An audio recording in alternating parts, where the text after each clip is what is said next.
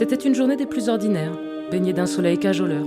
Partout, l'habitude et le confort du quotidien régnaient en maître, à part égale, pour tous les habitants de la Terre. Tous, ou presque. Florian Sader, fraîchement adoubé du ô combien noble statut d'agent de vente du bon bâti et des transactions bien faites, se préparait sans le savoir à devenir un homme d'un genre nouveau. Son périple commence, comme beaucoup d'autres, par ce grand et beau geste fondateur que les hommes, dans leur folie et leur orgueil, croient n'être qu'une banalité. Florian, héros sonnant et trébuchant, humble serviteur du bon ordre des choses, s'apprêtait à encaisser un chèque de caution. Monsieur Chalumin, comment allez-vous? Toujours privé d'emploi, hein? Enfin bon, c'est pas vraiment mon problème finalement. Je suis heureux de pouvoir récupérer enfin mon chèque de caution pour le studio toilette sur le palier rue du Calvaire. Vous avez pu voir avec papa donc? Vous savez, vous n'allez pas toujours pouvoir compter sur papa. Faut faire des économies, monsieur Chalumin. On n'a pas tous les jours 20 ans. Mais ça va, monsieur Sader. Vous savez, la thune, on vous enterre pas avec, hein. Faut pas être attaché à des petits bouts de papier comme ça, monsieur Sader. Vous savez, l'argent, c'est comme une corde que vous vous mettez tout seul au cou et il faut avoir l'instinct de la chèvre de monsieur Seguin, monsieur Sader. La chèvre, elle doit couper la corde, hein. Faut pas rester accroché comme ça à votre corde de chèvre, monsieur Sader. On n'est pas des moutons, hein.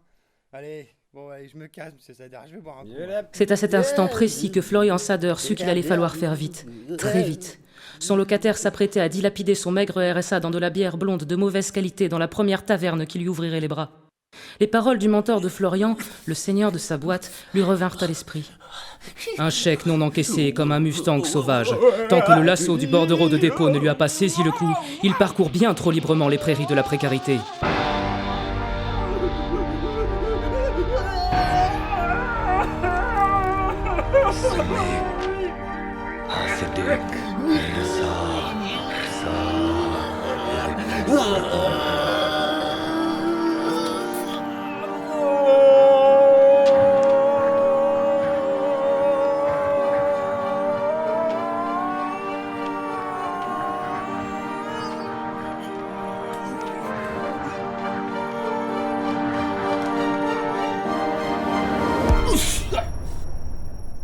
Dans la sombre caverne souterraine, au bout du tunnel, un monde où la fange et l'urine séduisent le béton accouchant de légions de rats, Florian allait devoir s'armer de courage pour affronter cet ennemi pugnace, universel et odorant, le troubadour nécessiteux et ses mélopées douteuses.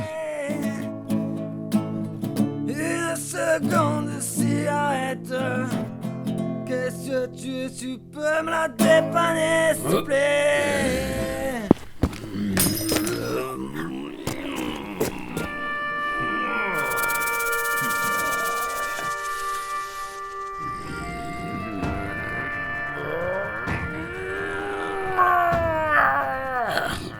Dans une bien mauvaise posture, Florian se souvint.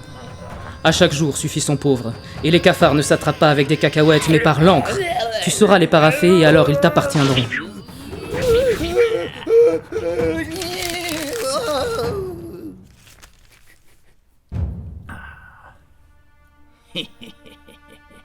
Florian voguait, maître de lui-même, tel le cacatoès fringant qui maîtrise enfin les forces blanches de la transaction. Mais sa quête était loin d'être terminée, car au loin se dessinaient les contours des brumes de la précarité.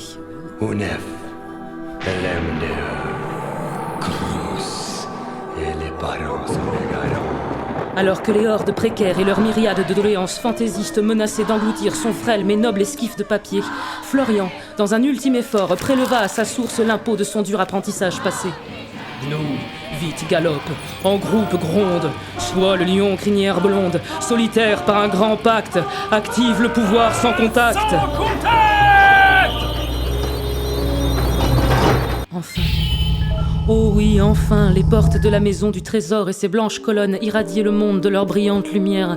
Enfin, c'est alors qu'il le vit, le majestueux colosse à taux zéro, le géant du solde débiteur, maître parmi les guichets, le banquier.